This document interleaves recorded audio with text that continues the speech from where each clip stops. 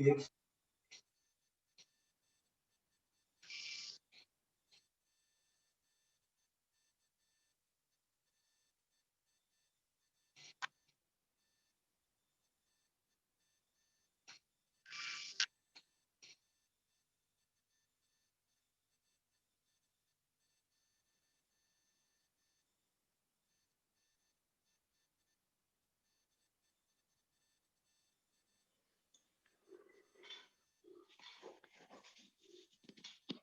भीम, नमो बुद्धाय सगळ्यांना.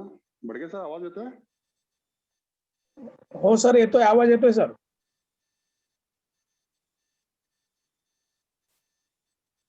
जय भीम, नमो बुद्धाय सर.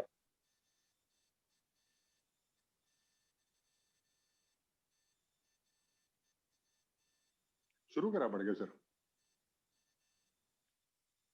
हो, 4च जण आहे सर. ओके.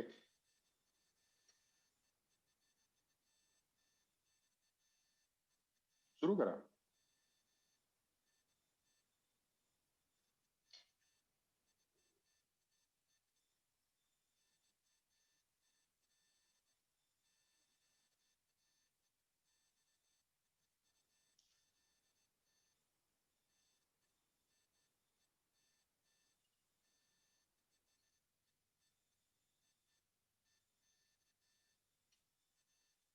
आज मला 9 वाजेपर्यंतच घेणार आहे आज. बर सर. एक रिमाइंडर फक्त मला द्या 5 मिनिटं कमी असताना. Okay okay sir. विजयजी, जय भीम, नमो बुद्धाय. विजयजी. हाँ सर, जय भीम, नमो बुद्धाय. सुनंदा जी, आप ट्रैवल कर रही है? आवाज आ रही है मेरी? हाँ, आ रही है, आ रही है. ओके. सुनंदा जी, आप ट्रैवल कर रही है? मैं? नहीं, सुनंदा जी. Okay okay.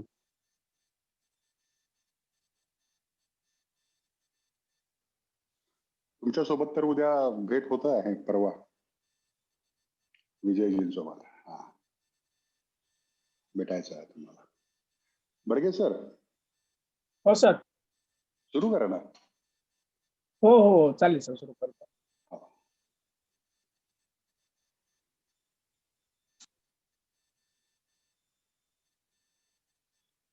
समस्त मानव, प्राणी व निसर्गाच्या कल्याणासाठी ज्यांनी आदर्श मार्ग सांगितले ते आपणा सर्वांचे मार्गदाते तथागत भगवान बुद्ध, 20व्या शतकातील आधुनिक Buddha, Buddhist society of India या मातृसंस्थेचे संस्थापक, 1956 नंतरच्या धर्मांतरित बौद्धांचे धर्मगुरू, आधुनिक भारताचे निर्माते, परमपूज्य डॉक्टर बाबासाहेब आंबेडकर यांच्या स्फूर्तीस, विचारास व कार्यास प्रथम त्रिवार अभिवादन करतो. The Buddhist society of India Buddhist seminary विभागाच्या वतीने धम्म प्रशिक्षण शिबिरामध्ये आपल्या सर्वांचं मी प्रथम सहर्ष स्वागत करतो. या प्रशिक्षणाची सुरुवात आपण कीर्तनमन आणि त्रिशरण पंचशील या गाथेने करूया. मी आयुष्यमती डॉक्टर सुधाताई जनबंधू यांना विनंती करतो की कृपया आपण कीर्तनमन आणि त्रिशरण पंचशील या गाथा घ्याव्या.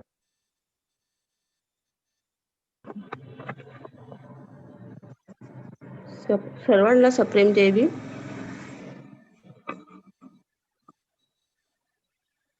बुद्धं नमामि, धम्मं नमामि, संघं नमामि.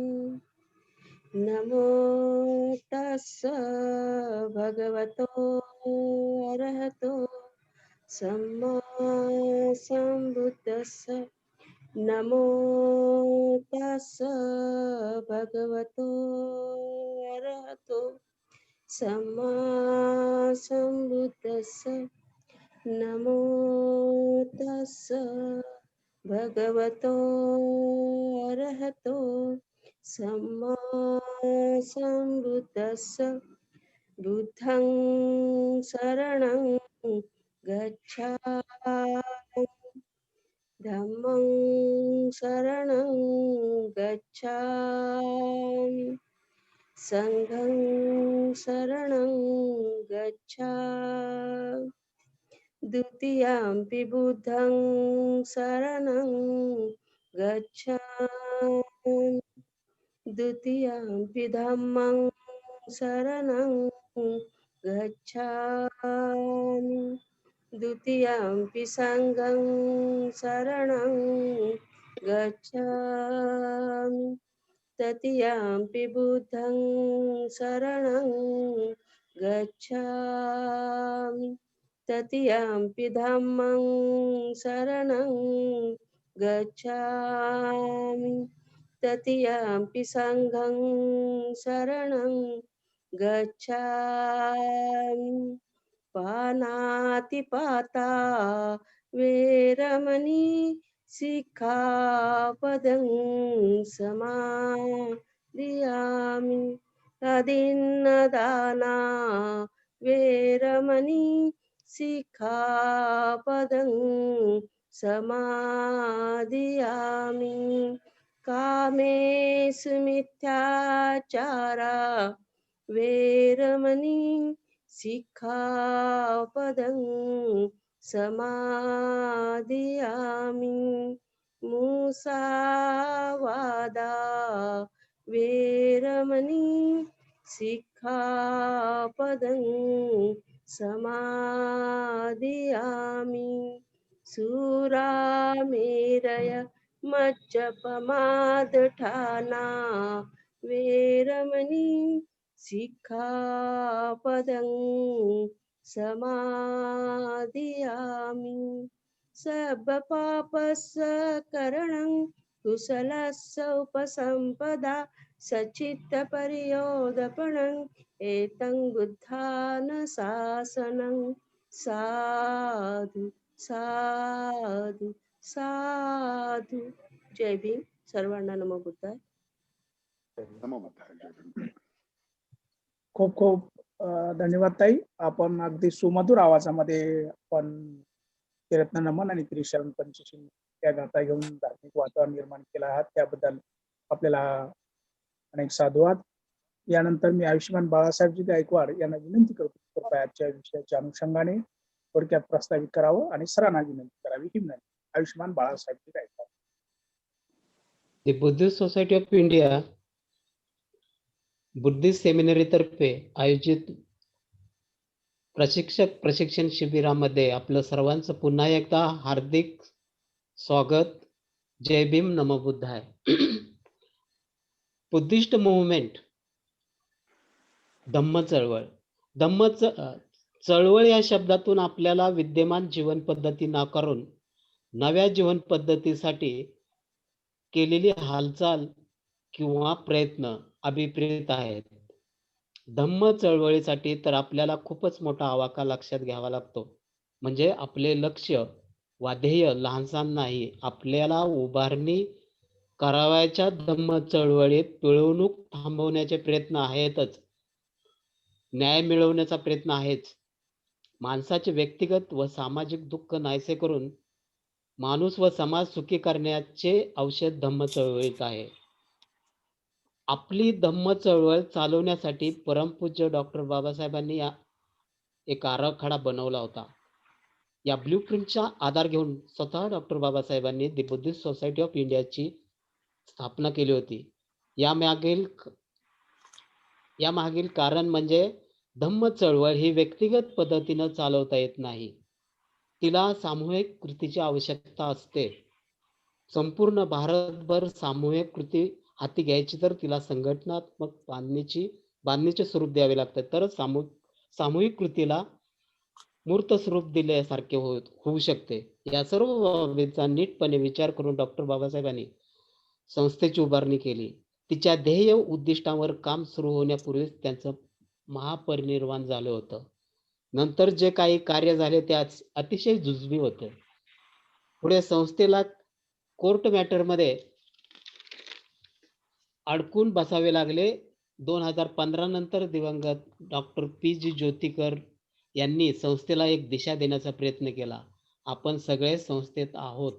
15 डिसेंबरला डॉक्टर ज्योतिकर साहेब आपल्यात राहिले नाहीत. त्यांच्या निधनानंतर संस्थेचे स्वरूप काय असेल या अनुषंगाने आजचा विषय आहे परमपूज्य डॉक्टर बाबासाहेब आंबेडकर स्थापित सर्वांची मातृसंस्था द बुद्धिस्ट सोसायटी ऑफ इंडियाचे एकमेव ट्रस्टी चेअरमन डॉक्टर पी.जी. ज्योतिकर यांचे निधन झाल्याने संस्थेची पुढील वाटचाल कोणत्या दिशेने होणार आहे आणि त्यामध्ये संस्कार विभाग तथा बुद्धिस्ट सेमिनरीचा रोल काय आहे हा आजचा विषय आहे. या विषयाच्या अनुषंगाने मी बुद्धिस्ट सेमिनरीचे कार्यकारी संचालक आयुष्यमान सचिन सुप्रसागर सर यांना विनंती करतो.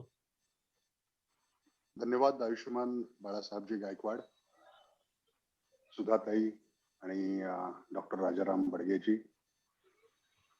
शिबिरामध्ये उपस्थित सर्व सन्माननीय धम्म प्रशिक्षक, आपल्या सर्वांना माझा सविनय जय भीम नमो बुद्धाय. सर्वप्रथम द बुद्धिस्ट सोसायटी ऑफ इंडियाचे एकमेव ट्रस्टी चेअरमन दिवंगत डॉक्टर पी.जी. ज्योतिकर आणि the Buddhist society of India Pune शहर शाखा याचे अध्यक्ष आपल्या शिबिरामध्ये सातत्याने उपस्थित राहून धम्म शिबिरामध्ये त्यांचा एक सहभाग देणारे आणि ग्रास रूटवर जे अनेक वर्ष ग्रास रूटवर जे समाजाचे प्रश्न घेऊन धम्माचं देखील काम करतात आणि सामाजिक प्रश्न देखील सोडवतात, ते हिरिरीने त्यांचा सहभाग असतो असे पुणा शहर शाखेचे अध्यक्ष आयुष्यमान विजयजी ओव्हाळ यांच्या वडिलांचं आत्ताच नुकतंच निधन झालेलं आहे, तरी सुद्धा ते या शिबिरामध्ये उपस्थित आहेत. तर आयुष्यमान विजयजी बुद्धिस्ट सेमिनरी आणि द बुद्धिस्ट सोसायटी ऑफ इंडियाच्या सर्व सदस्य पदाधिकाऱ्यांतर्फे एक प्रतिनिधी म्हणून आम्ही सर्वजण आपल्या वडिलांच्या प्रेमळ स्मृतीला विनम्र अभिवादन करतो आणि त्यांना भावपूर्ण श्रद्धांजली अर्पित करतो. खरं तर जो धम्माला जाणतो त्याच्या आयुष्यामध्ये जी काही दुःख येत असतात, तर त्या दुःखांना तो मोठ्या हिरिरीने किंवा संयमाने सामोरं जातो आणि आयुष्याची सुरुवात पुन्हा एकदा तो करत असतो. खरं तर जेव्हा कोणताही प्रिय व्यक्तीचं निधन होतं त्यावेळेस कोणतेही शब्द हे तोकडे पडत असतात तो मेसेज कन्वे करण्यासाठी. तरी सुद्धा आपल्या भावना आपण पोचवण्याचा आपण प्रयत्न जरूर करत असतो. कालच प्रेमलता मेश्राम मॅडम आपल्या ग्रुपवरती ज्या आहेत त्यांनी सुद्धा एक प्रश्न विचारला होता, कालचीच गोष्ट आहे. तर त्यांनी प्रश्न विचारला की प्रेमलता मॅडम आहेत का ग्रुपवरती? बडगे सर आत्ता सेशन मध्ये आहेत?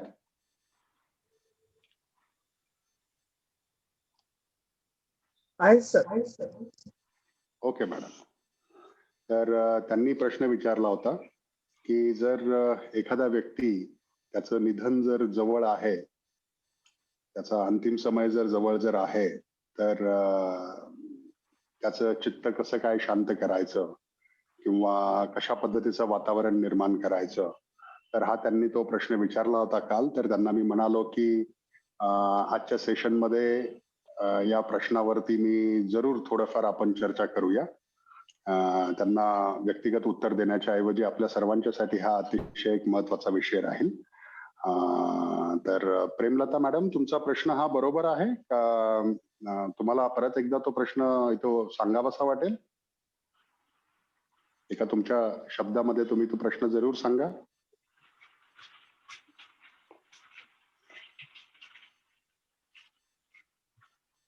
तर जे लेफ्ट झाले त्या सुरुवातीला होत्या. ओके.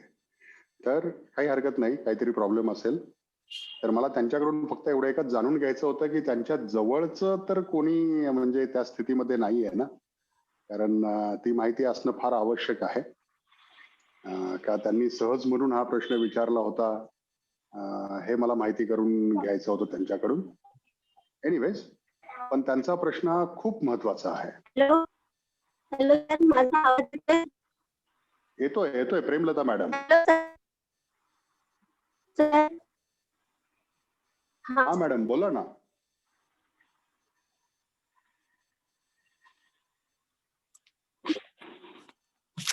प्रेमलता मॅडमचाच आवाज होता का बडगे सर? त्यांचाच आवाज आहे सर. ओके ओके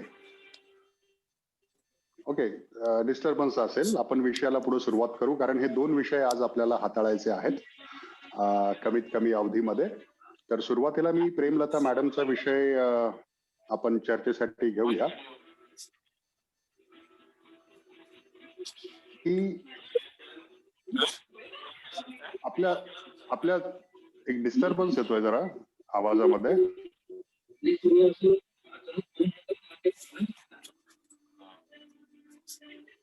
म्यूट करून ठेवा कृपया. ओके.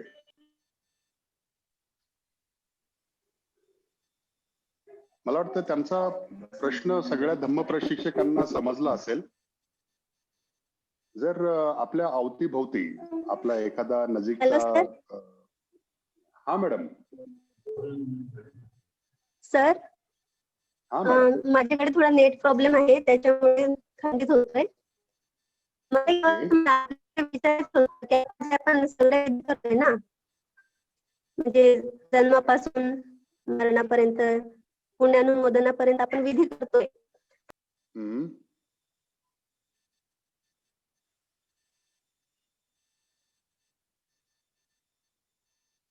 ओके. ब्रेक झाला त्यांचा आवाज. ओके. म्हणजे त्यांच्या थोड्याशा वाक्यावरून एक समजून आलं की त्यांना याविषयी माहिती घ्यायची आहे. त्यांच्या जवळचा व्यक्ती तसा त्या स्थितीमध्ये नाही आहे. फक्त एक माहितीवरून त्यांना या विषयासंदर्भात त्यांना माहिती घ्यायची आहे. तर अतिशय महत्वाचा तो विषय आहे. समजा आपल्या एखाद्या जवळ अवतीभोवती. सर हा मॅडम बोला. परत क्षमा मागते, माझ्याकडे रेंज प्रॉब्लेम. माझे वडील आता आजारी आहेत आणि मी त्याला हे ऐकवत आहे आता तुमचं हे लाईव्ह प्रोग्राम.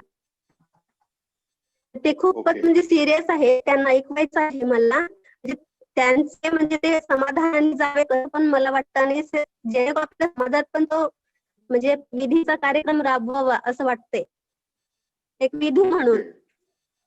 सर्वात जर आपले वडील ऐकतायत का हा प्रोग्राम आता पाहतात आहे मॅडम? तुमचे वडील प्रोग्राम पाहतात?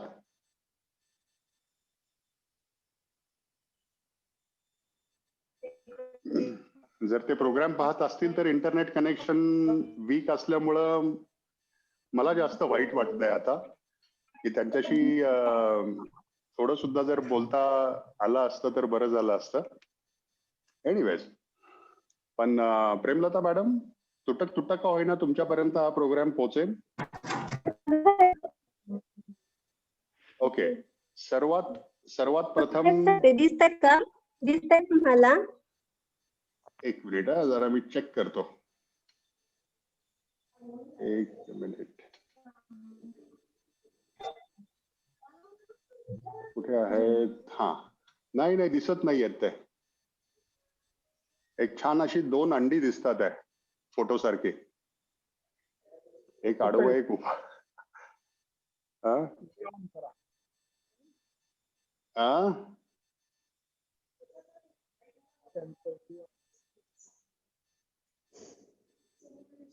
आहेत का? दिसतंय, त्यांचा नेटवर्क प्रॉब्लेम दिसतो sir. Okay okay. Video on करायला सांगा. हा ओके मॅडम.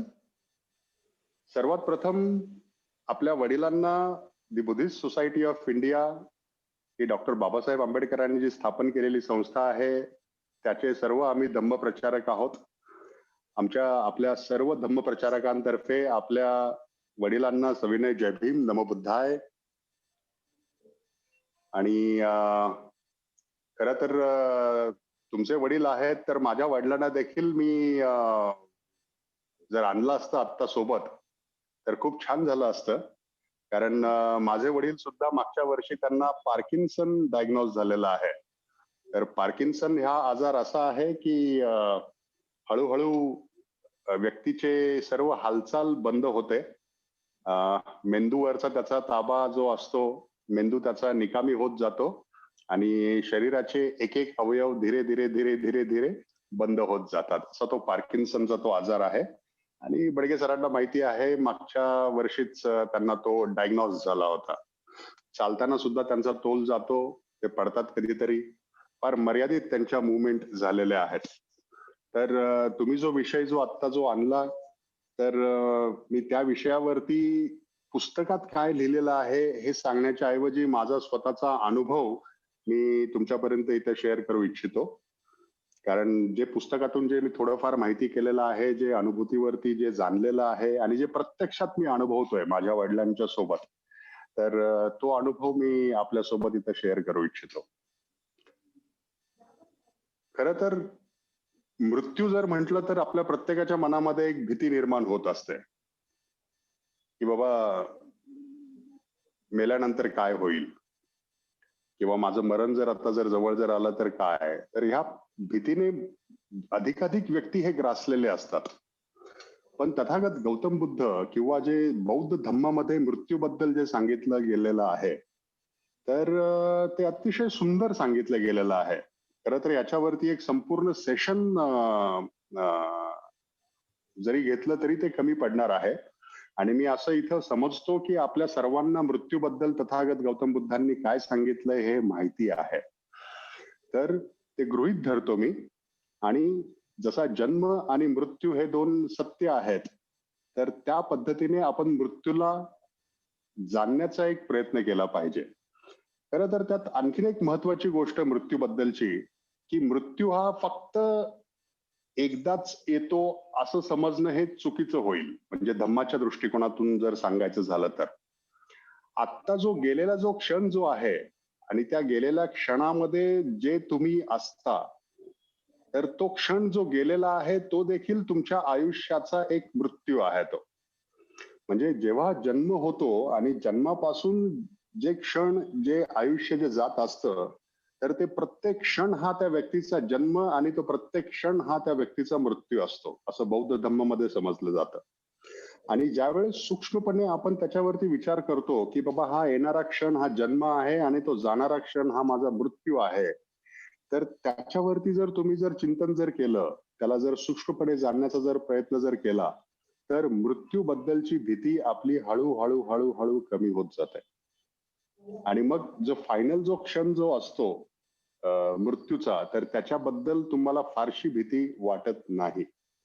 आणि तो जो येणारा क्षण जो आहे, तो जाणारा आहे हे माहीत असल्यानं तो क्षण पुरेपूर्ण जगण्याचा तुम्ही प्रयत्न करत राहता. तर हे अतिशय ढोबळ पद्धतीने बौद्ध धम्मात जे सांगितलेलं आहे ते तुमच्या समोर ठेवण्याचा मी प्रयत्न करत आहे. प्रत्येक क्षण हा जन्म आणि प्रत्येक क्षण हा मृत्यू असतो. आणि मग त्या क्षणामध्ये तुम्ही कसं जगताय, तृष्णा घेऊन जगताय, समाधानाने जगताय, सुखी होऊन जगताय का दुखी होऊन जगताय, हे सर्वथा तुमच्यावरती ते अवलंबून असतं. खरं तर भीती मृत्यूबद्दल लोकांना का वाटते, कारण त्यांच्या मनामध्ये शेवटपर्यंत एक आसक्ती, डिझायर, तृष्णा, कशा ना कशाची तरी तृष्णा असते. काही जणांना खूप लांब जगण्याची तृष्णा असते, काही जणांना अजून काही करण्याची तृष्णा असते. पण जर ही तृष्णा कधी खतम होत नाही. पण जर माणसाने ह्या तृष्णेवरती जर नियंत्रण जर प्राप्त जर केलं, एक ते सत्य जर समजलं आणि जर समाधानाने त्याचं आयुष्य जर भरलं, तर ती आसक्ती, ती तृष्णा कमी होण्यास खूप मदत होते. आणि मग माणसाच्या शेवटी जे काही त्याच्या आयुष्यभरामध्ये जे काही गोष्टी त्यांनी केलेल्या आहेत, त्याला आपण एक कुशल कर्म म्हणतो. त्या कुशल कर्मामुळे जे काही समाधान त्याला जे प्राप्त झालेलं आहे किंवा त्याला ते माहित नाही, त्या समाधानाची आठवण करून देणं हे खूप गरजेचं राहतं. उदाहरणार्थ आता माझ्या वडिलांसोबत मी ज्यावेळेस चर्चा करतो, त्यावेळेस मी सातत्याने त्यांनी त्यांच्या आयुष्यामध्ये छोट्या छोट्या का होईना काही गोष्टी ज्या केलेल्या आहेत, मुलांसाठी केलेल्या आहेत, कुटुंबासाठी केलेल्या आहेत, नातेवाईकांसाठी केलेल्या आहेत किंवा समाजासाठी सुद्धा केलेल्या आहेत. सातत्याने मी या गोष्टी त्यांच्यासोबत चर्चा करतो. काही गोष्टी त्यांना आठवत नाहीत, पण त्यांना ज्या आम्हाला लक्षात आहेत या गोष्टींची त्यांच्यासोबत चर्चा करतो, की जेणेकरून आसक्ती जी शेवटच्या क्षणामध्ये असते ती आसक्ती कमी होते आणि आपण ज्या गोष्टी केलेल्या आहेत, ज्या अर्थपूर्णरित्या जगलेल्या आहेत, तर त्या गोष्टींची आठवण आल्याने आपलं मन जे आहे ते अतिशय समाधानाने भरलं जातं. आणि ज्यावेळेस तुमचं मन समाधानाने भरलं जातं, त्यावेळेस तुम्ही तुमच्या येणाऱ्या मृत्यूला अतिशय सकारात्मक आणि शांतपणे सामोरे जात असता. 2 वर्षापूर्वी मी बौद्ध संस्कृतीमध्ये मृत्यूबद्दल चर्चा ही सातत्याने केली जाते. म्हणजे तुम्हाला आश्चर्य वाटेल की बाबा असं कसं काय? बाकीच्या धर्मामध्ये किंवा इतर संस्कृतीमध्ये मृत्यूबद्दल बोलायला सुद्धा लोक कचरतात, अरे काय मृत्यूबद्दल बोलतो. पण बौद्ध धर्मामध्ये मृत्यूबद्दल सातत्याने चर्चा केली जाते, कारण ते सुद्धा एक सत्य आहे की जेणेकरून त्या मृत्यूची भीती, दडपण कमी व्हावं. 2 वर्षापूर्वी माझ्या वडिलांना सहज हसत म्हणत होतो की बाबा तुमचं निधन झाल्यानंतर समाधी कुठे बांधायची तुमची? माझ्या वडिलांशी आमची अशी घरामध्ये चर्चा असायची. तर आई साहजिक आहे, आई रागवायची, अरे काय तुला जिभेला हाड आहे का नाही? हे असं काय बोलतोस बापासोबत? म्हटलं अगं, म्हटलं जे सत्य आहे त्या सत्याच्या बाबतीत आम्ही अतिशय जोकिंगली बोलतोय. आणि मग बाबा सुद्धा हसायचे, काय माझी समाधी वगैरे काय कुठे बांधू नको. म्हटलं अहो, तुमच्या गावाला जरा तिथं काहीतरी आठवण वगैरे राहावी म्हणून एक झाड तरी लावतो तिथे तुमच्या नावाने. ऍटलिस्ट त्या झाडाचे बाबा सावलीत आम्ही कधीतरी गेट टुगेदर करत बसू, ठीक आहे. म्हणजे जेणेकरून ह्या गोष्टी मी का त्यांच्याशी अशा चर्चा करतो, म्हणजे जोकिंगली, लाइटिंगली, कारण हे सत्य जे आहे, तर ह्या सत्याला सुद्धा एक त्याची जाणीव त्यांना ती राहावी ती जाणीव, की हा बाबा, की आपली मुलं सुद्धा, आपलं कुटुंब सुद्धा या सत्याला स्वीकारणार आहे. आज न उद्या जे येणारं सत्य आहे त्या सत्याला ते स्वीकारत आहे, त्याला हसत खेळत घेत आहे आणि आपण गेल्यानंतर सुद्धा आपला हा अशा पद्धतीने विचार करत आहे, नाही का नाही? तर अशा पद्धतीने त्या मृत्यूला अतिशय लाईटली आपण घेतलं पाहिजे, खूप लाईटली. खूप म्हणजे एक त्या सत्याला जेवढं तुम्ही लाईटली घ्याल तेवढं त्याचं दडपण, त्याची भीती तुमची ती कमी होत जाणार आहे ते, राईट. वडिलांना सुद्धा बरेचदा वडील मग माझ्याशी जोकिंगली बोलतात की माझं पुण्यानुमोदन वगैरे काही करायचं भानगडीत पडत जाऊ नकोस. म्हटलं अहो असं का? म्हटलं आपल्या धम्मामध्ये तर आहे पुण्यानुमोदन करतात, काही नाही म्हणे, कुणाला काही बोलवायचं नाही, जेवण बिवण काही नाही, जे आहे माझ्या जिवंतपणे कर. कारण पुण्यानुमोदनचा अर्थ असा असतो की त्या व्यक्ती गेल्यानंतर त्याचं जे पुण्यकर्म जे आहे, तर त्या पुण्यकर्माचं अनुमोदन केलं जातं की जेणेकरून उपस्थितांना त्याचे संस्कार भेटावेत. पण माझ्या फॅमिलीमध्ये पुण्यानुमोदन आम्ही जिवंत असताना केलेलं आहे. त्याचे फोटोग्राफ्स वगैरे सुद्धा आहेत, व्हिडिओ शूटिंग सुद्धा आहेत. तुम्हाला ऐकून नवल वाटेल, पण अनेक बौद्ध राष्ट्रांमध्ये पुण्यानुमोदन हे जिवंतपणी केलं जातं. आणि ते पुण्यानुमोदन कसं असतं, सिरियस नसतं ते पुण्यानुमोदन, ते अतिशय हलकं फुलकं आणि एन्जॉयच्या वातावरणात असतं. आमच्या फॅमिलीमध्ये जेवढे काही ज्येष्ठ लोक जी आहेत, जे आता जिवंत आहेत, त्या सगळ्यांचं आम्ही एक गेट टुगेदर घडवलं. आणि गेट टुगेदर घडवल्यानंतर सगळ्यांना तिथं समोर बसवलं आणि जी काही नातेवाईक मंडळी होती, मित्रपरिवार होता, त्या सगळ्यांनी त्यांचं अभिष्ट चिंतन केलं. त्यांच्याबद्दल काही अनुभव होते, तक्रारी होत्या, त्या सुद्धा त्यांनी समोर येऊन त्यांच्या समोरच सांगितल्या. आणि अशा पद्धतीने त्यांना एक साधुवाद दिला किंवा धन्यवाद दिला, एक समाधानाची त्यांना एक जाणीव करून दिली त्यांना. तर बौद्ध धर्मामध्ये पुण्यानुमोदन व्यक्ती जिवंत असताना सातत्याने त्याच्यापर्यंत पोहोचवलं तर त्या व्यक्तीची दडपण, त्या व्यक्तीची भीती ही कमी होण्यास मदत होते. सरते शेवटी एक समाधानाची जर अवस्था तुम्ही जर प्राप्त जर केली, तर समाधानाच्या अवस्थेमुळे तुमची आसक्ती कमी होते आणि तुम्ही येणाऱ्या सत्याला स्वीकारण्यासाठी तुमच्या मनाची ती तयारी होते.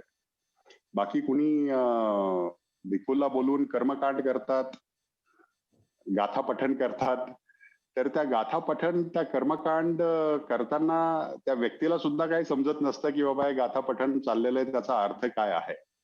पण त्या व्यक्तीभोवती जो आजारी व्यक्ती आहे किंवा ज्येष्ठ व्यक्ती आहे, तर त्या व्यक्तीभोवती जर तुम्ही एक प्रेमाचं किंवा एक मित्रत्वाचं, एक समाधानाचं जर वातावरण जर निर्माण करण्यात केलं गेलं, तर त्या व्यक्तीच्या मनाचं दडपण, ती भीती कमी होण्यास ही खूप मदत होते. तर एक धम्म प्रचारक म्हणून, धम्म प्रशिक्षक म्हणून मृत्यूबद्दलचा एक दृष्टिकोन आपल्याला लोकांपर्यंत पोचवायचा आहे. ही खूप मोठी जबाबदारी आहे. आपण आपल्या स्वतःच्या आयुष्यामध्ये सुद्धा, आपली आई असते, आपले वडील असतात, कोणी ज्येष्ठ असतात, तर त्यांच्यासोबत सुद्धा ह्या मृत्यूला अतिशय लाईटली, सकारात्मक पद्धतीने त्यांच्यासमोर ठेवायचं असतं ते. कारण ते सत्य स्वीकारण्यासाठी त्यांच्या मनाची ती तयारी होते. हा झाला एक लोकांनी करण्याचा उपाय, की बाबा अंतिम क्षणी काय केलं पाहिजे आपण, तर बाबा त्याला समाधानाची जाणीव करून दिली पाहिजे, मित्रत्वाचं वातावरण निर्माण केलं पाहिजे, हातात हात घेऊन त्याच्याबद्दलच्या काही त्यांच्या काही इच्छा असतील तर त्या ऐकून घेतल्या पाहिजेत. तर हा झाला इतर लोकांनी करण्याचा प्रयत्न. आता याचा दुसरा एक भाग आहे, तो खूप महत्वाचा भाग आहे. तो म्हणजे तुम्ही असू द्या, मी असू द्या, एक ना एक दिवशी त्या क्षणापर्यंत आपण पोचणार आहोत. तर कुणालाही वाटतं की बाई माझ्या अंतिम क्षणी अतिशय शांत, प्रसन्न चित्त राहावं, असं साहजिक आहे, असं कुणालाही वाटणार आहे. तर हा माझा प्रश्न मी आता तुम्हाला प्रशिक्षकांनाच विचारतो. तर अंतिम क्षणी शांत किंवा हसत राहणं कसं शक्य आहे असं तुम्हाला वाटतं? का तुम्ही सुद्धा घाबरणार आहात? प्रॅक्टिकल तुमचं सांगा. मी अजून एक उदाहरण देणार आहे माझ्या कुटुंबातलं. चला, तुमचं ऐकण्या अगोदर मी एक उदाहरण ते देऊन टाकतो, म्हणजे अजून तुम्हाला सोपं होईल. उदाहरण आहे माझ्या आईचं आणि माझ्या सासूचं. दोन समान वयाच्या महिला आहेत, पण दोघांचा स्वभाव अतिशय विरोधाभासी असं म्हटलं तरी चालेल. करोना ज्यावेळेस भारतामध्ये आला आणि लॉकडाऊन सुरू झाला, लॉकडाऊन सुरू झाल्यानंतर माझा मेहुणा, ज्याच्याकडे माझी सासू राहते, तर माझ्या मेहुण्याने माझ्या सासूला बंदिस्त करून टाकलेलं. म्हणजे सासू सुद्धा घाबरून अतिशय एवढी बंदिस्त की खाली भाजी आणायला सुद्धा ती आजपर्यंत गेलेली नाहीये. माझा मेहुणा सुद्धा घरी आल्यानंतर ते सगळेजण एका रूम मध्ये जातात. मग माझा मेहुणा तो आंघोळ विंघोळ करतो, कपडे बिपडे धुतो आणि मग बाहेर आल्यानंतर आंघोळ घेतल्यानंतर मग ते सगळेजण एका रूम मधून बाहेर येतात. म्हणजे एवढं दडपण, एवढी भीती माझ्या सासरच्या लोकांनी ती घेतलेली आहे, खास करून सासू. मी तिला किती वेळा बोलवलं, अहो या आमच्या घरी, काही नाही, सगळं निरोगी आहेत. तर त्या आतापर्यंत घराच्या बाहेर सुद्धा गेलेल्या नाही आहेत. म्हणजे एक जगण्याची किंवा मरण्याची एवढी भीती त्यांच्या मनावरती आहे, तर कितीही जरी प्रयत्न जरी केला तरी ती भीती त्यांची ती जात नाही आहे. आणि त्याच्या उलट माझी आई आहे, लॉकडाऊन मध्ये ती बिनधास्त गावाला सुद्धा ती गेलेली आहे फिरत, आणि इकडे तिकडे ती सकाळ संध्याकाळ ती त्यांच्या सोसायटीमध्ये फिरत असते. ती म्हणजे ऑफकोर्स मास्क लावते, सॅनिटाईज वगैरे करते, पण ती फिरते. तिच्या मनामध्ये काही तशी ती भीती नाहीये. अर्थ असा नाही की ती कायदा म्हणजे मोडते, पण एक उदाहरण द्यायचं झालं तर ती भीती ती नाही आहे, मरणाची भीती नाही आहे ती, नाही का नाही. पण या उलट काही लोक जी असतात ती मरणाच्या भीतीने की मला अजून जगायचंय, भले ते 70 मध्ये पोहोचले, 80 मध्ये पोहोचलेले असतील, पण मला कसंही करून 100 पर्यंत, 90 पर्यंत जगायचंय, अजून हे पाहायचंय, अजून ते करायचंय. आणि मरणाच्या भीतीने ते खूप अस्वस्थ झालेले असतात. आणि काही लोक ही बिनधास्त असतात, नाही का नाही. त्यांनी स्वीकारलेलं असतं, आज आलं तरी चालेल, उद्या आलं तरी चालेल, परवा आलं तरी चालेल. राईट. माझ्या बाबतीत सुद्धा जर सांगायचं जर झालं तर मी मरणाला सुद्धा एक 2 ते 3 वर्षापूर्वी स्वीकारलेलं होतं. कभी भी आने दो, आय एम रेडी. तर ही जी रेडीनेसची जी अवस्था जी असते, किंवा रेडीनेसची जी मनाची जी तुमची स्थिती असते, ती तुम्ही कशी प्राप्त करू शकता, हा माझा धम्म प्रशिक्षकांना एक प्रश्न आहे. तुमचं काय एक आकलन आहे या बाबतीत, की त्या क्षणी तुम्ही शांत असाल, हसत असाल, कसं शक्य आहे ते? का ते शक्य नाही असं वाटतं तुम्हाला?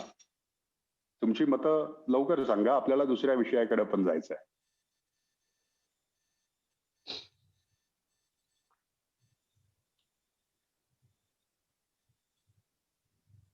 येस बाळासाहेब. तर ते मला वाटतं आपल्या स्वतःचं मरण आपण त्या समयी शांत असायला पाहिजे आणि तो अनुभव मी कालच घेतला होता. अरे बापरे, एवढ्या लवकर? हो. आणि सांगितलं नाही तुम्ही तो अनुभव आम्हाला. काल काल चुपके मी चुपके अकेले म्हणजे अकेले अनुभव लेते हो, कुछ शेअर नहीं करते. एवढा प्रेशियस अनुभव, सांगा सांगा. काल मी विश्रांतवाडीत बँकेत गेलतो हा आणि बँकेतच मला चक्कर येत होती आणि मी बाहेर अच्छा. आलो. त्यानंतर मला बाहेर बसता येईना कुठं. बँकेत जाणार होतो. पण त्या लोकांना काहीतरी भीती वाटेल. मला वाटलं की मला चक्कर येते वगैरे आणि त्यानंतर मी बेशुद्ध झालो फुटपाथवर. अरे बापरे. आणि उलटी वगैरे झाल्यात. बऱ्याच वेळ कोणी बघितलंच नाही मला. 2-3 अरे रिक्षावाले बापरे. आले आणि त्यांनी मला ते पाणी ओतून आणलं शुद्धीवर. आणि त्या ठिकाणी त्या ओल्या कपड्यात थोडे खराब झालेले कपडे, अशा हा पद्धतीने मी हा बसलेलो होतो. त्यांना आधी वाटलं की हा पिलेला माणूस असावा. पण हा हा. त्यानंतर लक्षात आलं की हा पिलेला वगैरे नाही. ते म्हटले, "तुम्हाला कसला त्रास होतोय?" म्हटलं, "मलाही माहीत नाही कसा त्रास झालाय तो." आणि त्यानंतर मला एक काही क्षण वाटलं की काय होतंय? काय होणार आहे होऊन, होऊन? असं एक वाटलं. ते म्हटले, "तुम्ही घरच्यांना फोन करा." हां, ठीक आहे. त्यांना तसं बोललो आणि मी तसाच बसलो आणि थोड्या वेळानं 5 मिनिटांनी मी घरी फोन केला. पण एक असं असं वाटलं की काय होतंय तेव्हा? असं होऊन काय होणार आहे? म्हणजे ते अरे बेशुद्धीच्या अवस्थेतून मी बाहेर आलो, तेव्हा ते मला वाटलं की आपलं इथं संपलं असतं तरी काय आपल्याला उलट जाणीवच झाली नसती आपण मेलो कधी. असा एक तो अनुभव. म्हणजे एक की त्या मरणाचा ताण घ्यायचा नाही किंवा त्याच्याबद्दल भीती बाळगायची नाही असं एक भूमिका वाटते ते. वा, खूप छान बाळासाहेब. तुम्ही तर जबरदस्त अनुभव इथे शेअर केलाय. पण आम्हाला काळजी वाटली की बाळासाहेब एवढ्या लवकर एक्झिट नको. अजून बरंच काम करायचंय आपल्याला, काही की नाही. तर त्यामुळं निदान तोपर्यंत तरी तुम्ही एवढं तयार राहू नका. काही की नाही. आणि काल रात्री आपली व्हॉट्सअप वरती देवाणघेवाण झाली, पण त्याविषयी सुद्धा तुम्ही काही सांगितलं नाही. नाही ते एनिवेज आता पण तुम्हाला गडबड होती त्या पुस्तकाची प्रबोध हा, भारतची त्यामुळे मी त्याच मी ह्याच्यात तुम्हाला सांगत होतो. डिस्टर्ब नसता केला एवढा. पण नाही ठीक आहे. एनिवेज हां. एनिवेज खूप छान तुम्ही अनुभव शेअर केला. आणि माझी तर सगळ्यांची अशी इच्छा आहे की थोडा होल्ड कीजिए जरा, बहुत काम करेंगे उसके बाद चले जाएंगे. आता याच्यावरती समाधान, कामावरती तरी नका मानू. व्यक्तिगत आयुष्यावरती तुम्ही समाधानी आहात ही खूप चांगली बाब आहे. की एक्झिट आता येऊ दे किंवा उद्या येऊ दे, नो प्रॉब्लेम, आहे का नाही. त्या व्यक्तिगत आयुष्यावरती समाधानी असाल तर नो प्रॉब्लेम. पण सामाजिक ह्याच्यावरती तूर्तास समाधानी राहू नका, असं माझं एवढं आहे. आणि काळजी घ्या. ओके. प्रिया पाटील मॅम. हा, मी सांगणारच होती, की सध्याच मी रेडी नाहीये मृत्यूसाठी. ऑफकोर्स. माझी एक माझी एक मैत्रीण डिप्रेशनमध्ये आहे, तर ती नेहमी मला म्हणत असते, की "मला नेहमीसाठीच झोपायचंय, मला नेहमीसाठीच झोपायचंय."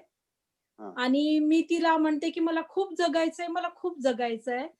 कारण की माझ्यासमोर मला खूप सारं करायचं आहे. मला म्हणजे करायसाठी खूप आहे आणि वेळ कमी आहे असं मला वाटते आणि त्याच्यासाठी मला जगायचं आहे. Okay, very good. खूप छान. अजून कोणी आहे जे शेअर करू इच्छितात? रेडी है या अभी रेडी नहीं है?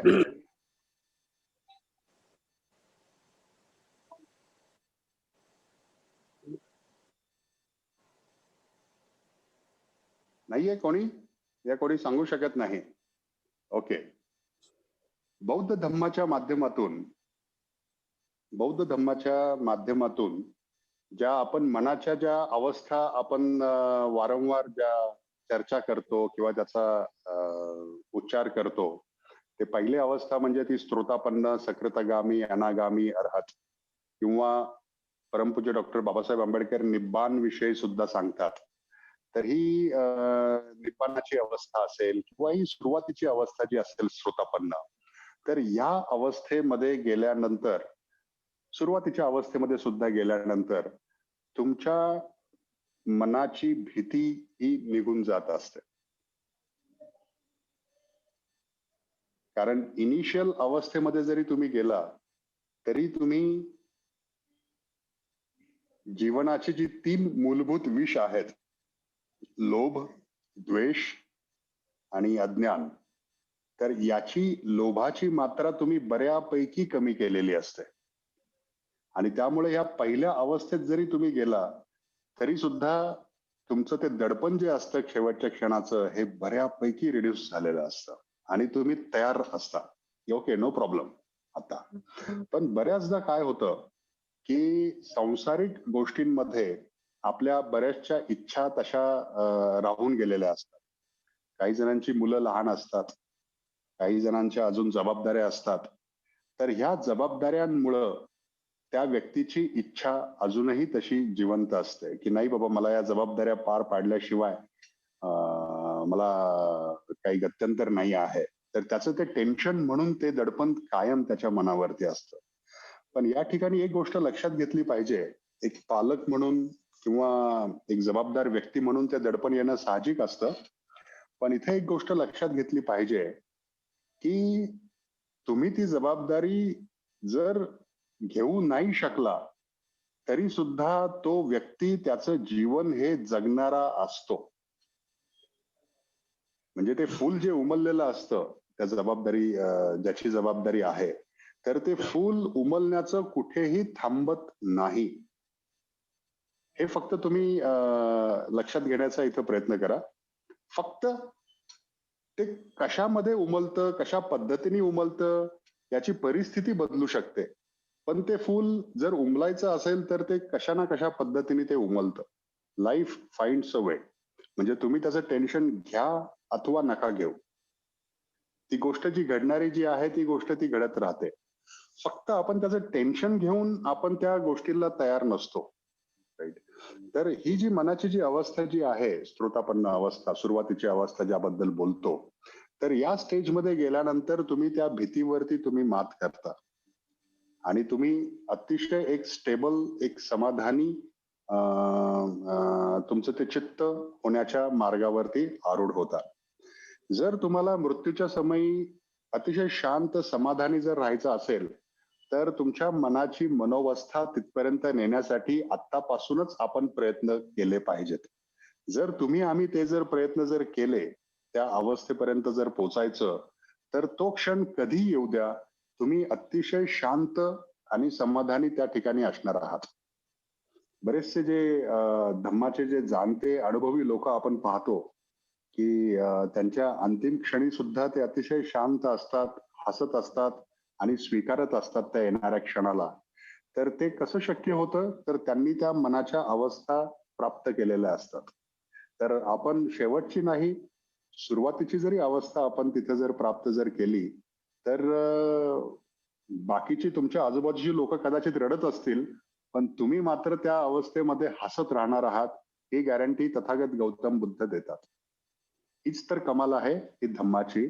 आणि ती अवस्था प्राप्त करण्यासाठीच आपण ही सगळी शिबिरं आयोजित करत आहोत, धम्माची माहिती घेत आहोत आणि ते आपलं उद्दिष्ट देखील आपण ठेवलेलं आहे. तर ह्या मृत्यूच्या याच्यामध्ये 2 बाबी इथं आपण डिस्कस केल्यात. एक म्हणजे जर एखाद्या व्यक्तीचा अंतिम समय जर नजदीक आहे तर त्याच्या आजूबाजूच्या लोकांनी कशा पद्धतीने तो क्षण हाताळावा. एक समाधानाचं वातावरण त्या व्यक्तीभोवती एक तयार करण्यात यावं, एक धीराचं वातावरण, संयमाचं वातावरण तयार करण्यात यावं, एक हसत खेळतचं वातावरण तयार करण्यात यावं, त्या बाह्य लोकांनी करण्याच्या या गोष्टी. आणि जर एवढं करून सुद्धा, म्हणजे त्या सरतेशेवटी कसं आहे की त्या दुःख जे आहे अंतिम समयीचं त्या व्यक्तीच्या मनाच्या अवस्थेवर अवलंबून असतं. जर तो व्यक्ती अतिशय आसक्त असेल, अजूनही त्याला जगण्याची इच्छा असेल किंवा काही करण्याची इच्छा असेल, तर बाह्य गोष्टी कितीही जरी केल्या तरी त्या व्यक्तीच्या जे दुःख आहे त्या अंतिम समयीचं, ते कमी होत नाही. अंतिम समयी त्या व्यक्तीने जेवढं समाधान राहिलं पाहिजे जगलेल्या आयुष्याबद्दल, तेवढं त्याचं दुःख ते कमी होतं आणि ते समाधानी अवस्था निर्माण करण्यासाठी बाकीच्या लोकांनी प्रयत्न केले पाहिजेत. तुम्ही आम्ही जो अजून तो क्षण अजून जो दूर आहे आपल्यासाठी, तर तुमच्या आमच्यामध्ये जर प्रयत्न करून जर आपण त्या मनाच्या अवस्थेपर्यंत जर तिथपर्यंत जर पोचलो, तर अंतिम क्षण कधीही येऊ द्या, तुम्ही कायम हसत राहणार आहात, कायम समाधानी राहणार आहात तुम्ही.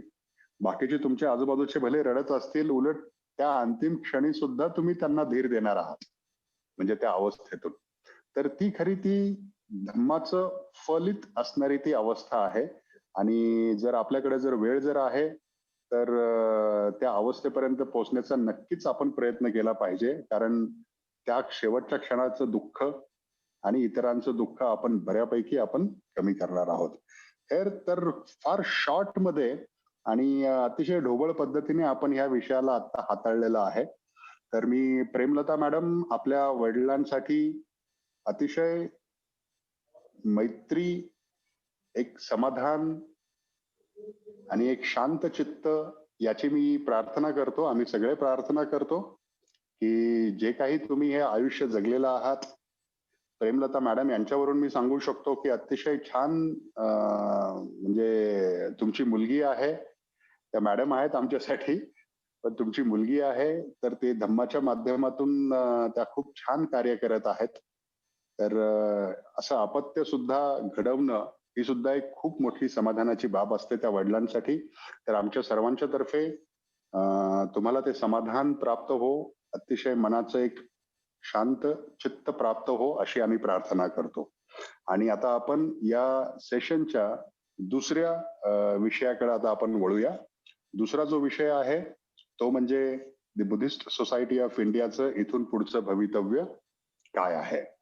तर बाळासाहेब गायकवाडांनी माहिती दिलेली आहे संक्षिप्तरित्या. The Buddhist society of India ही परमपूज्य डॉक्टर बाबासाहेब आंबेडकरांनी 4 मे 1955 रोजी स्थापन केलेली ही संस्था आहे. तुमच्या आमच्या सर्वांची ती संस्था आहे, मातृसंस्था. या संस्थेचं उद्दिष्ट क्लिअर कट आहे. 10 ध्येय उद्दिष्ट त्यांनी दिली होती आणि बौद्ध धम्म जो दिला होता, त्या बौद्ध धम्माचा प्रसार करणं हे प्रामुख्याने या संस्थेचं उद्दिष्ट आहे.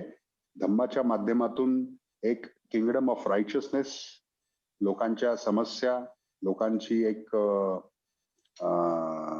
चांगली मनोवस्था एक निर्माण करण्याचा प्रयत्न करणं हे या संस्थेचं एक प्रमुख ध्येय उद्दिष्ट आहे.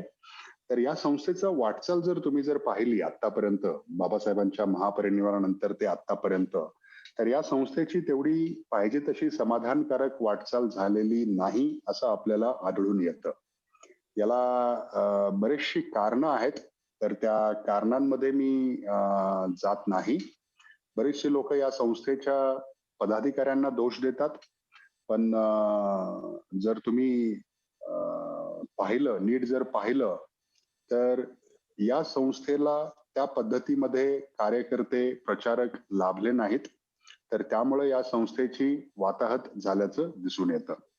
ही संस्था म्हणजे बाबासाहेबांनी आपल्या प्रत्येकासाठी दिलेला तो वारसा आहे, हक्काचा वारसा.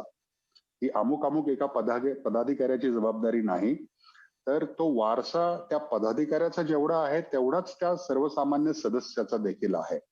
आणि त्यामुळं या संस्थेला जर मजबूत करायचं असेल, या संस्थेच्या माध्यमातून एक पोलादी आदर्शवत बौद्ध समाज जर घडवायचा असेल, तर ती जबाबदारी प्रत्येकाची आहे, समान जबाबदारी आहे.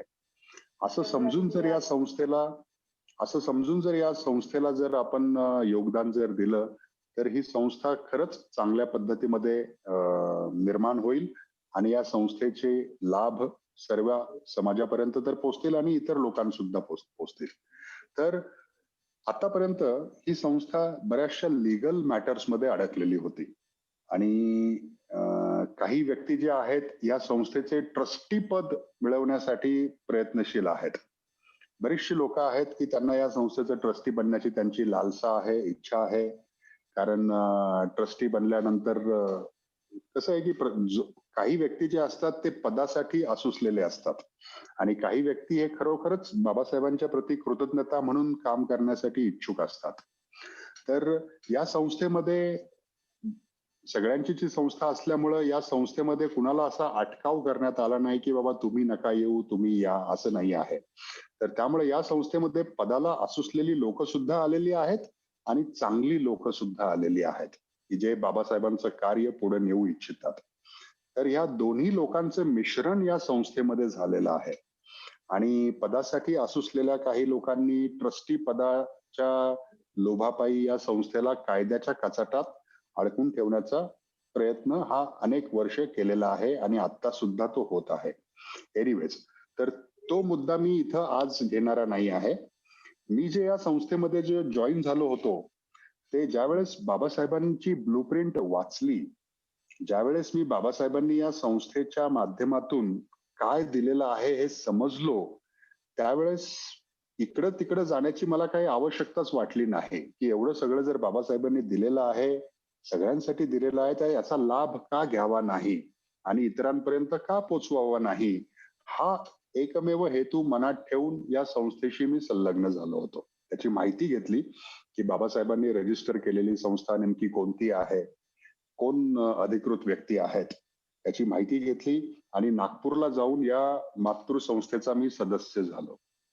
आणि त्यांना मी अध्यक्षांना त्यावेळेस सांगितलं की मला फक्त सदस्य म्हणूनच काम करायचंय, मला काय पदभार वगैरे देऊ नका तुम्ही. पण ते म्हटले जर तुम्ही पद घेतलं नाही तर तुम्हाला काम सुद्धा करता येणं तेवढ्या व्याप्तीवरती शक्य होणार नाही. त्यामुळे पद घेऊन तुम्ही काम केलं तर जास्त बरं पडेल. ते म्हणजे ठीक आहे. मग त्यांनी ते मला ते पद दिलं होतं. मग कालांतराने नंतर मी त्यांना संस्कार विभागाच्या एक सदस्य म्हणून पद मागितलं. तर संस्कार विभागाचा सदस्य देखील मी आहे आणि संस्कार विभागाच्या माध्यमातून जे बुद्धिस्ट सेमिनरी प्रशिक्षण जे बाबासाहेब निर्माण करू पाहत होते की ज्याला आतापर्यंत कुणी हात घातलेला नाही, तर ते प्रशिक्षणाची देखील तरतूद मी या संस्थेच्या संस्कार विभागामध्ये करून ठेवली आहे. आणि या बुद्धिस्ट सेमिनरीच्या संस्काराची जी काही आराखडा तयार केलेला आहे त्या आराखड्यावरती ज्योतिकर, डॉक्टर पी.जी. ज्योतिकर, ज्यांचं आता निधन झालं, ट्रस्टी चेअरमन, त्यांची सही देखील आहे आणि अध्यक्षांची सही देखील आहे. त्याला केंद्रीय कमिटीची मान्यता देखील आहे. ओके, तर त्यामुळे ते अधिकृत संस्कार विभाग जो आता या संस्थेचा झालेला आहे तो अधिकृत आहे आणि त्या संस्कार विभागाला पुढे नेण्याची सर्वतः जबाबदारी जी आहे ती बुद्धिस्ट सेमिनरीवरती आहे अधिकृतरित्या. तर आता ज्योतिकर साहेबांचं जर निधन जर झालं तर पहिला प्रश्न असा येतो की या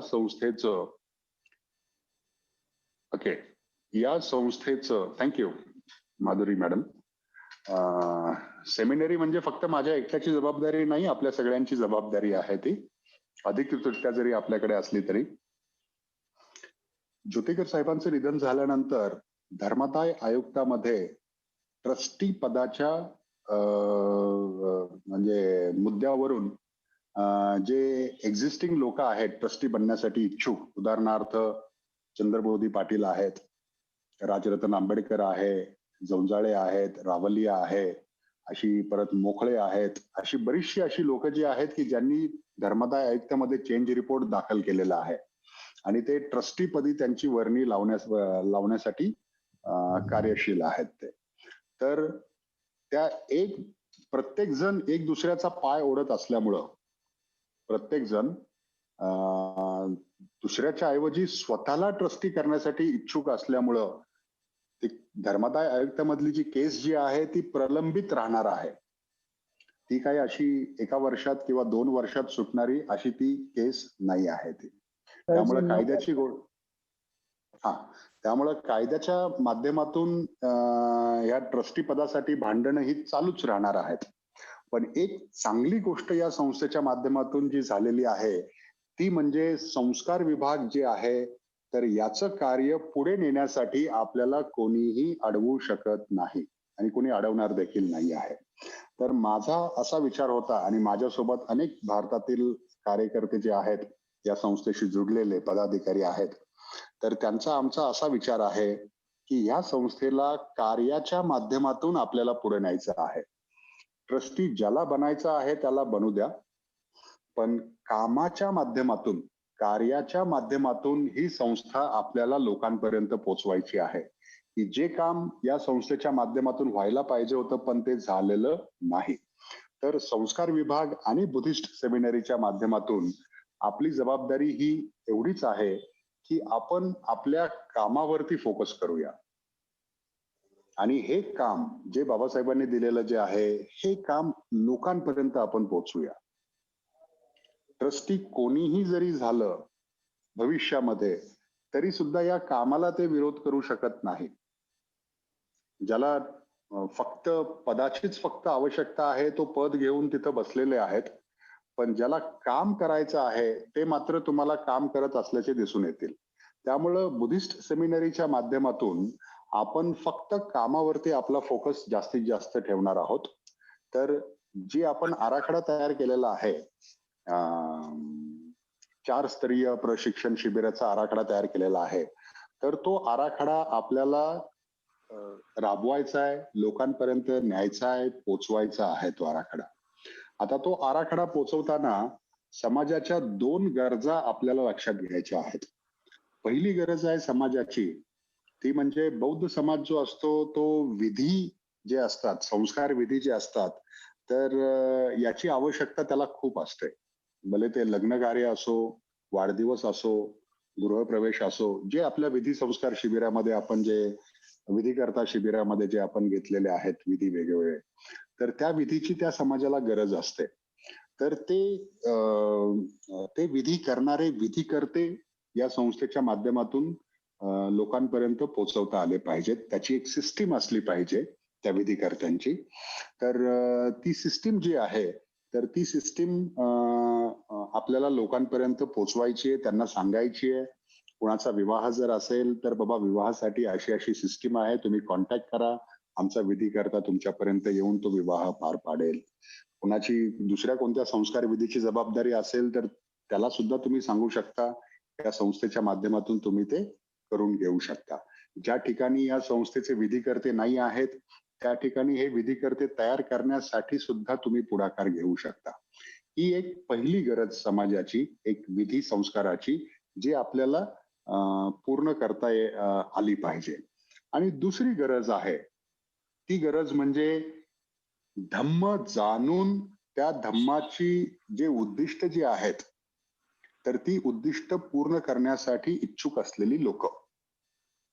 म्हणजे संस्कार विधी एक झाला आणि धम्म जाणून त्या धम्माचा फायदा माझ्या आयुष्यामध्ये, इतरांच्या आयुष्यामध्ये मला कसा करता येऊ शकेल, याच्यासाठी इच्छुक असलेली लोक, म्हणजे तुम्ही आम्ही लोक आहोत ते धम्म प्रशिक्षक. आपण फक्त विधिकर्त्यापुरतच मर्यादित राहिलो नाही, की खरंच या धम्माच्या माध्यमातून मला माझं आयुष्य सुखी कसं करता येऊ शकेल, इतरांचं आयुष्य सुखी कसं करता येऊ शकेल, हे जाणण्यासाठी इच्छुक असलेली लोक. तर त्या लोकांच्यासाठी ही प्रशिक्षण शिबिरं बुद्धिस्ट सेमिनरीची आहेत. तर अशी कोणती लोक जर असतील तर त्यांना सुद्धा या शिबिरांमध्ये आपण समाविष्ट करून घेऊ शकतो. तुम्ही सुद्धा जे विषय याच्यामध्ये चर्चा होतात, या विषयांबद्दल तुम्हाला माहिती मिळते, तर या विषयांवरती तुम्ही शिबिरं घेऊ शकता आणि घेतली पाहिजेत तुम्ही शिबिरं. धम्म प्रशिक्षक, ऍटलिस्ट धम्म प्रशिक्षक झाल्यानंतर तुम्ही सक्षम होणार आहात ही शिबिरं तुमच्या एरियामध्ये घेण्यासाठी. ओके, तर संस्कार विभागाच्या माध्यमातून या 2 जबाबदाऱ्या मी तुम्हाला सांगितल्यात. पहिली जबाबदारी समाजाची संस्कार विधीची गरज पुरवण्यासाठी जी यंत्रणा निर्माण करणं, आणि जर अस्तित्वात असलेली यंत्रणा जी आहे ती समाजापर्यंत पोहोचवणं. मग त्याच्यासाठी काही उदाहरणार्थ विवाहासाठी काही सर्टिफिकेटची आवश्यकता असेल तर ते सर्टिफिकेट सुद्धा तुम्हाला संस्कार विभागाकडून मिळेल. धम्म दीक्षासाठी काही दीक्षा प्रमाणपत्र असतील तर ती प्रमाणपत्र सुद्धा तुम्हाला संस्कार विभागाकडून म्हणजे डॉक्टर बडगे सरांकडून तुम्हाला मिळतील. कुणाला जर याचं वार्षिक सदस्य व्हायचं असेल, आजीवन सदस्य व्हायचं असेल, तर त्याच्यासाठी असणारी पावती पुस्तकं सुद्धा तुम्हाला संस्कार विभागाकडून मिळतील. म्हणजे संस्कार विधीशी संबंधित, सदस्यत्वाशी संबंधित जी काही स्टेशनरी आहे ती तुम्हाला संस्कार विभाग उपलब्ध करून देईल त्या समाजाच्या या प्राथमिक गरजा भागवण्यासाठी. आणि दुसरा जो पैलू आहे संस्कार विभागाचा, तो म्हणजे धम्माचं ज्ञान घेऊन स्वतःचं जीवन आणि इतरांचं जीवन सुखी करण्यासाठी ही प्रशिक्षण शिबिर. तर अशी ही 2 चाकं आहेत संस्कार विभागाची. तर ही 2 चाकं आपण फिरती ठेवणार आहोत. आणि जर कुणाची जर इच्छा असेल की बाबा लीगल बाबीमध्ये सुद्धा आपला हस्तक्षेप असावा, कारण भलत्याच्या हातामध्ये जर ही संस्था जर गेली तर या संस्थेचं खूप मोठं नुकसान होऊ शकतं. तर त्रयस्थ म्हणून या संस्थेच्या हितासाठी, समाजाच्या हितासाठी एक त्रयस्थ म्हणून ऍप्लिकेशन सुद्धा आपण धर्मदाय आयुक्तामध्ये करू शकतो. ओके, तर तो पर्याय सुद्धा ओपन आहे आपल्यासाठी, पण ती वेळ पाहून तो पर्याय आपण अवलंबणार आहोत. तूर्तास आपण आपल्या कार्यावरती आपण फोकस करणार आहोत. बाकीचं कोण कुणावरती केस करतंय, उदाहरणार्थ आता दिल्लीमध्ये दिल्लीचा प्रदेश अध्यक्ष आहे, त्यांनी राजरतनवरती कोर्टामध्ये केस केली की बाबा संस्थेच्या नावाचा गैरवापर करत आहेत, ते चुकीच्या पद्धतीने हे करत आहेत. राजरतन यांच्यावरती केस करतो की बाबा हे ट्रस्टी होण्यासाठी लायक नाही आहेत, तर त्यांना करू द्या केसेस. ओके, समाजाला ह्या केसेस बद्दल इंटरेस्ट नाही. समाजाला या संस्थेची ध्येय उद्दिष्ट कशा पद्धतीत लोकांपर्यंत पोहोचवता येतील याच्यासाठी समाज जास्त इच्छुक आहे असं मला वाटतं. तर संस्थेची पुढची वाटचाल कशी होणार आहे या संदर्भात मी आपल्यासोबत इथे चर्चा केली. ब्रीफ मध्ये फक्त सांगतो, संस्थेची लीगल बाजू ट्रस्टी होण्यासाठी जी धर्मदाय आयुक्तामध्ये प्रलंबित आहे, पण फॉर्च्युनेटली सुदैवाने संस्थेचा संस्कार विभाग जो आहे, ज्योतिकर साहेबांचं निधन झालं, त्यांच्या सहीनिशी, अध्यक्षांच्या सहीनिशी त्या संस्कार विभागाची जबाबदारी ही आपल्याकडे आलेली आहे.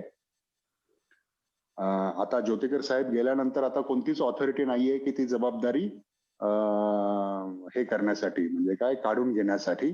जोपर्यंत ट्रस्टी मंडळ होत नाही तोपर्यंत ती जबाबदारी कोणी काढून घेऊ शकत नाही. ओके, तर संस्कार विभागाची जबाबदारी ही आपल्याकडे आहे. त्याच्या माध्यमातून काय काम आपल्याला करायचं आहे तर ते मी तुमच्या समोर आत्ताच सांगितलं.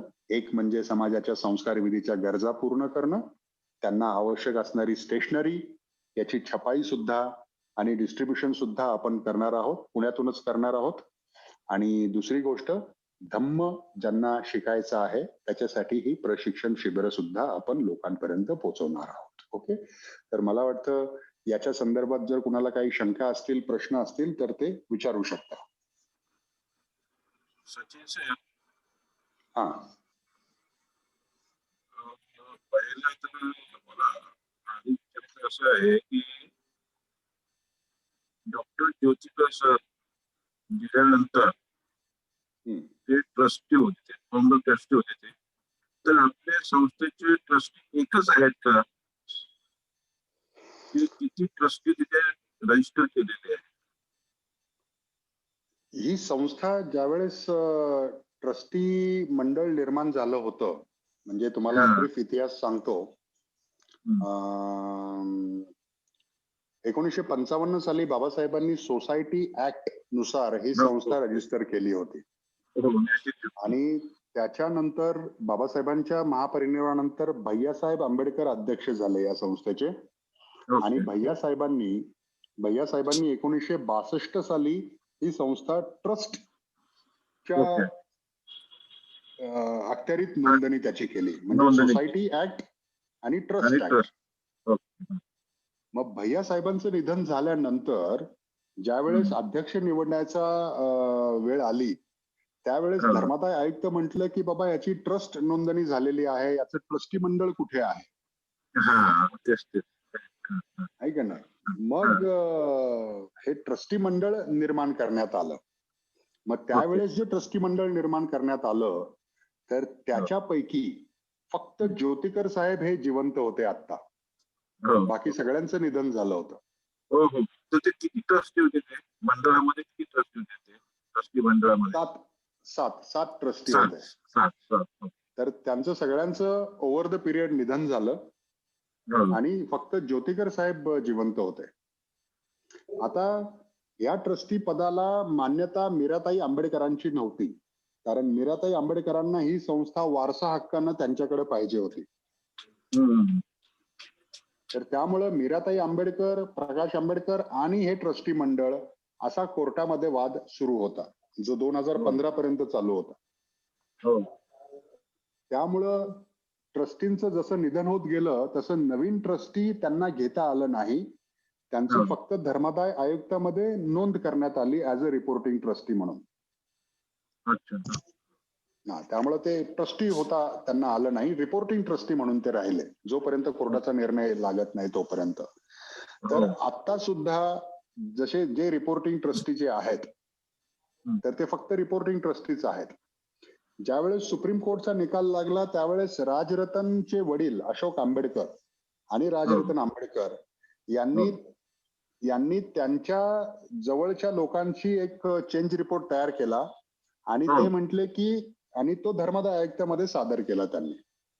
म्हणजे एक्झिस्टिंग जे संस्थेचे रिपोर्टिंग ट्रस्टी यांना न जुमानता न मानता त्यांनी त्यांचा वेगळा चेंज रिपोर्ट सादर केला. आता याच्या पाठीमागे मोठं अर्थकारण सुद्धा आहे या संस्थेचं. कोर्टामध्ये या संस्थेचे 12 कोटी रुपये जमा आहेत.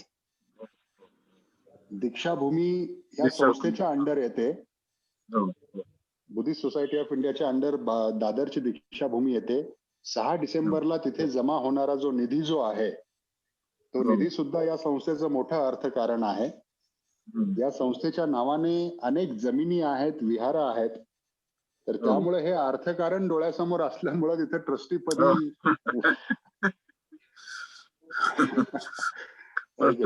7 लोकांचं ट्रस्टी मंडळ आपण देऊ शकत नाही, काय राईट. त्यामुळे त्याच्यामध्ये या संस्थेचं काम बाजूला राहिलं आणि ते पद मिळवण्यासाठी लोकांची जास्त लालसा झालेली आहे.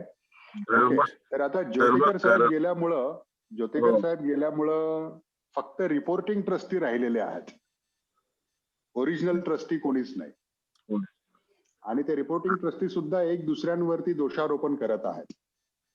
परंतु सर मी काय म्हणतो की तिथे धर्मदाय आयुक्त पण जो कोणी ते चेंज रिपोर्ट सादर करतो ते ऍक्सेप्ट करतात, ते म्हणजे याला धरून नाही, लिगली नाही. त्याला चॅलेंज केलं जातं. उदाहरणार्थ सगळ्यात जुना जो चेंज रिपोर्ट आहे 2000 सालचा, तर त्याला चॅलेंज तो लागू होऊ नये म्हणून राजरतन आंबेडकरनी खूप प्रयत्न केले. पण धर्मादाय आयुक्ताने राजरतनचं म्हणणं टाळलं. कारण धर्मादाय आयुक्त म्हटले की यार 2015च्या निकालानंतर तू या संस्थेबद्दल काय एवढा इंटरेस्टेड झालास? 2015 सालच्या अगोदर तू कुठे होतास? आहे का नाही? तर राजरतन तर बामसेफ मध्ये होता. परत 2014ची निवडणूक महाराष्ट्राचा दावेदार म्हणून त्याने भारत मुक्ती मोर्चाच्या तर्फे लढवायला सुरुवात केली होती. 1999 साली त्याच्या वडिलांनी जाहीरपणे बीजेपी मध्ये सुद्धा प्रवेश केला होता. म्हणजे असं त्याचं बॅकग्राऊंड आहे. तर अचानक म्हणजे ही संस्था कायद्याच्या कचाटीतून सुटल्यानंतर मग अचानकपणे त्याचं इकडं टर्नआउट झालं होतं त्याचं ते. मग तो प्रश्न धर्मादाय आयुक्ताने त्याला विचारला. बाकीच्या ट्रस्टींनी सुद्धा त्याला ऑब्जेक्शन केलं. तर पण मग ते बाकीच्या ट्रस्टींना सुद्धा चेंज रिपोर्ट त्यांचे पास होऊ नये म्हणून राजरतन एक ना एक गोष्टी करत गेला त्याच्यानंतर. आता सुद्धा मग त्याने त्या चेंज रिपोर्ट विरोधात हायकोर्टमध्ये केस टाकलेली आहे. म्हणजे थोडक्यात काय की प्रलंबित ठेवायची ही गोष्ट आणि प्रलंबित ठेवायची आणि मग समाजामध्ये या संस्थेचा अध्यक्ष मीच आहे असं भासवून मग त्याचं स्वार्थ साधून घेण्याचा, आहे की नाही. राजरतन सोबत माझ्या पर्सनली सुद्धा माझ्या 2 मीटिंग झाल्या होत्या. त्याला फार जवळून मी म्हणजे त्याच्याशी डिस्कस केलं आणि स्वभाव सुद्धा मी ओळखलेला आहे की नाही. त्याला मी धर्मादाय आयुक्तामध्ये सांगितलं सुद्धा की कशाला बाबा हे सगळं करतोयस तू, संस्था कशाला तू म्हणजे दावणीला लावतोयस, आहे की नाही. त्याने ते ऐकली नाही ती गोष्ट. पण ते जे समाजामध्ये ते पसरवतात ते इंटरनॅशनली बाबासाहेबांचे जे बुद्धिस्ट सोसायटी ऑफ इंडिया जी अनरजिस्टर झाली होती तिला मी परत तिला पुनरुज्जीवन केलं म्हणून आणि नंतर इंटरनॅशनल परिषद इंटरनॅशनली ती जी इंटरनॅशनल ऑर्गनायझेशन जी आहे तर ती गव्हर्नमेंट ऑर्गनायझेशन नाही आहे. नाही, बरोबर. उद्या मी सुद्धा जाऊन या संस्थेच्या माध्यमातून तिथं त्यांना जर एक पत्र जर दिलं तर ती लोक ते पत्र स्वीकारतील, आहे की नाही. ती काय अशी क्रॉस चेक करणार नाहीये की बाबा या संस्थेचं काय नेमकं काय, आहे की नाही. ते ऍक्सेप्ट करतील. पण ते त्या भांडवलावरती तो इथं वातावरण आणि इमेज मेकिंग निर्माण करत असतो तो. आणि लोक आपली कशी आहेत की आंबेडकर सरनेम जर असं जर असलं की तिथे मग लोक हे करतात. एनिवेज आपली इच्छा एवढीच आहे की कुणी या संस्थेमध्ये यावं, काम करावं, काम करावं. है की पण नाही? बाकी ऍटलिस्ट तुम्ही पदासाठी काय करायचं ते करा, पण काम करो. ही Legally संस्था त्या setup झालं. ध्येय उद्दिष्टानुसार तिथं लोकांपर्यंत पोहोचवा. है की नाही? Correct, correct. आणि सरतेशेवटी या लोकांवरती सोडवा. म्हणजे जे काही आजीवन सदस्य जे होत आहेत या संस्थेच्या माध्यमातून, तर ते आता आजीवन म्हणजे- सदस्यांची लिस्ट आपण धर्मदाय आयुक्ताला देणार आहोत. आणि भविष्यामध्ये मग आजीवन सदस्य मधून ते ट्रस्टी निवडले जातील अशी आपण तिथं सोय करणार आहोत. सर, मला आपल्या हा. निदर्शनास एक आणून द्यायचं की 2 वर्षापूर्वी 6 डिसेंबरला तिथे त्यांनी एक मोहीम राबवली होती. हा. आजीवन सदस्य नोंदणी. हो. आणि तिथे त्यांनी ते पैसे गोळा करून तिथून त्यांनी ते नाव नोंदणी करून घेतली. त्यांना तिथे आय कार्ड वगैरे दिले, तसे आय कार्ड वगैरे. पण त्याचं नंतर काय झालं, काय त्याचं काहीच समजलं. हम्म. आता ते राजरतनला सुद्धा विरोध करणारे हे बाकीचे ट्रस्टी सुद्धा त्याच्यामध्ये आहेतच अजून तिथे. म्हणजे त्याचं सुद्धा ते चालू देणार नाहीयेत आणि राजरतन त्यांचं सुद्धा चालू देणार नाही. तर या लिगलिटीज मध्ये पडण्याच्या ऐवजी आपण संस्कार विभागाच्या माध्यमातून आपण या संस्थेचं जे बाबासाहेबांनी दिलेलं ध्येय उद्दिष्ट आहे ते लोकांपर्यंत पोहोचण्यावरती फोकस करू आपण. जो काम करेल त्याला सोबत आपण घेऊया. है की नाही? कारण आपल्यासाठी काम महत्वाचं आहे, जे दिशानिर्देश बाबासाहेबांनी दिलेले आहेत. मग ते मीराताईची लोक करू द्यात, राजरतनची करू द्यात अथवा चंद्रबोधी पाटील. बस कामावरती जर ते फोकस असतील तर वेलकम, नो प्रॉब्लेम. है की नाही? येस. अजून जर कुणाचे काही प्रश्न असतील तर ते आपण उद्या घेऊया. मला वाटतं तुम्ही प्रश्न लिहून ठेवा आणि उद्या जर असतील तर उद्या तुम्ही विचारू शकता. आता अजून कुणाचा प्रश्न आहे का क्विकली?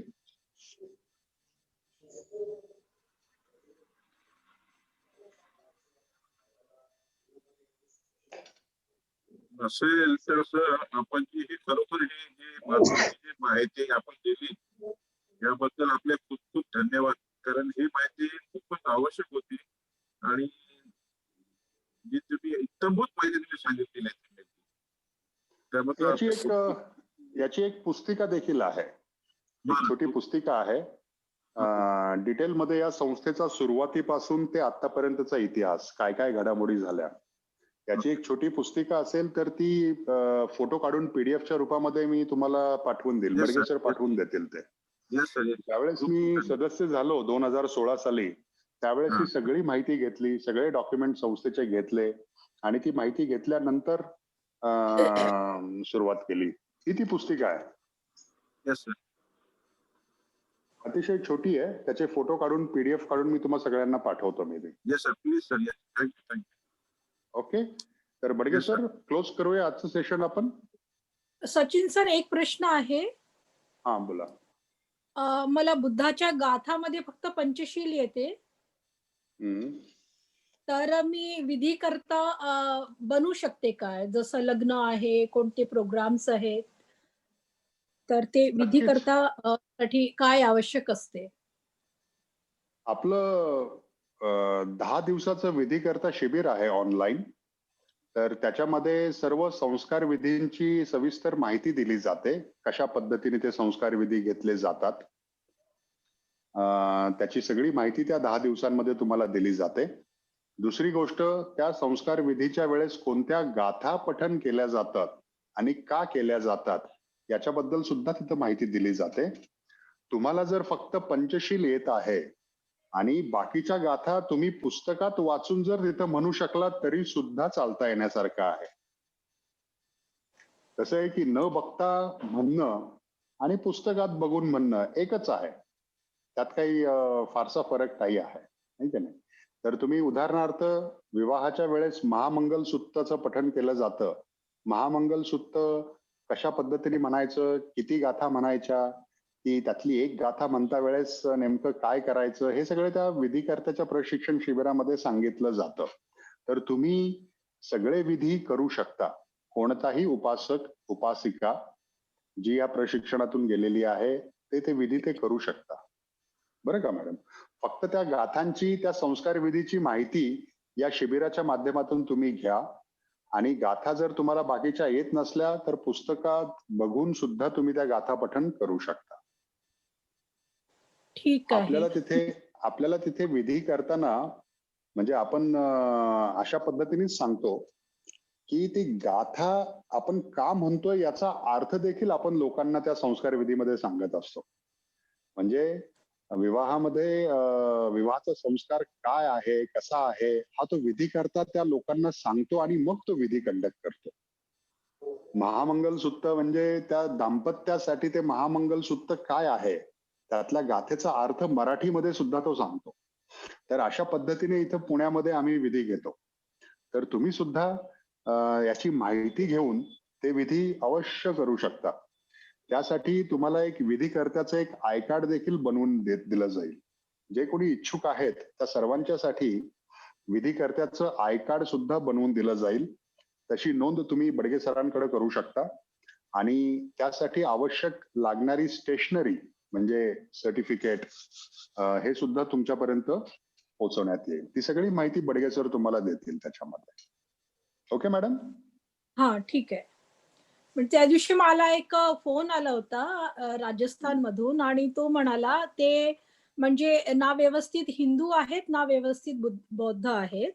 तर ते म्हणाले की पांढऱ्या कपड्यांवर आम्ही कसं काय लग्न करणार बा, शक्यच नाही.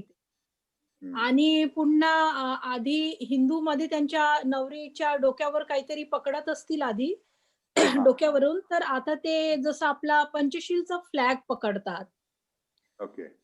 तर हे अशा प्रकारे ते म्हणजे सर भेसाळ पद्धतीने ते त्यांची लग्न करत आहेत. म्हणून मला वाटलं की म्हणजे प्रॉपर यांना गाईड करणारा विधीकर्ता असायला हवा.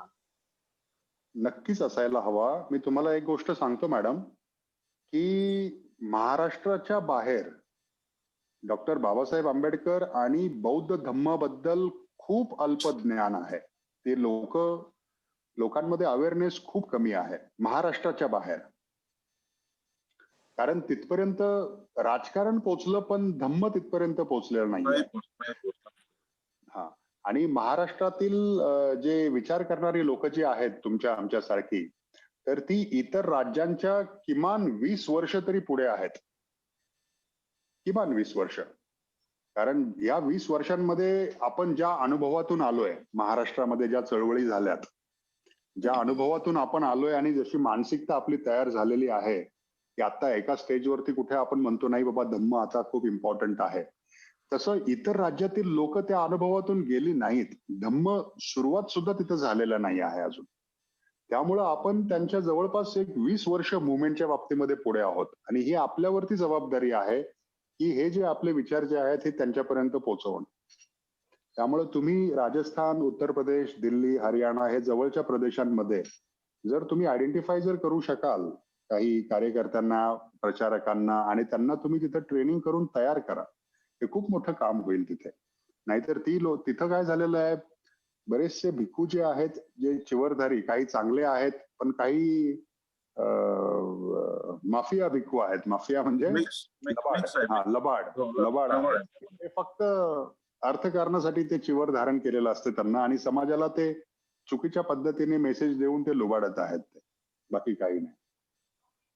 उदाहरणार्थ आमच्या पुण्यामधले एक सुस रोडला एक संघबोधी नावाचे भिक्खू 50 फुटी बुद्धाची मूर्ती निर्माण करण्यासाठी लोकांकडून अमाप त्यांनी दान गोळा केलं. स्त्रियांनी तर त्यांच्या कानातलं सोन्याचं असं काढून असं तिथं दिलेलं आहे. मी माझ्या डोळ्यांनी पाहिलेलं आहे. मी तर म्हणजे श्रद्धेने लोक देतात. तर ते सगळं घेतल्यानंतर हा पठ्ठा बुद्धगयाला गेला आणि तिथं 2 एकर जागा घेऊन तिथं दुकान त्यांनी बांधलेलं आहे. आता तिथल्या सगळ्या बाहेरची लोक जी येतात त्यांच्याकडून ते घेण्याचं त्याचं चाललेलं आहे. म्हणजे अशा प्रकारचे खूप असे भिक्खू सुद्धा समाजामध्ये आहेत. तर जे चुकीचा मेसेज समाजामध्ये देतात, तर तुमची आमची जबाबदारी वाढते अशा परिस्थितीमध्ये. तर तुम्ही नक्कीच पुढाकार घ्या. सर्व सहकार्य तुमच्यापर्यंत पोहोचवण्यात येईल. Okay madam? ठीक आहे. Okay, thank you. Okay Badge sir. Okay sir. Okay, thank you. हो.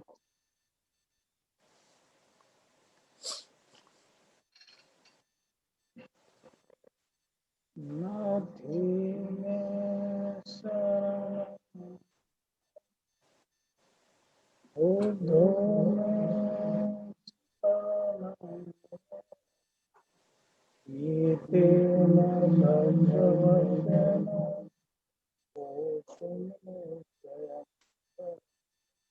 नाथी में शरणम धम्मो में शरणम एतेन सत्यवचन ओतो में शरणम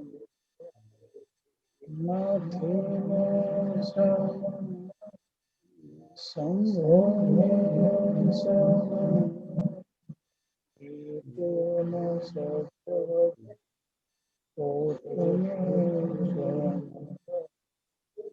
नमो बुद्धाय नमो धम्माय नमो संघाय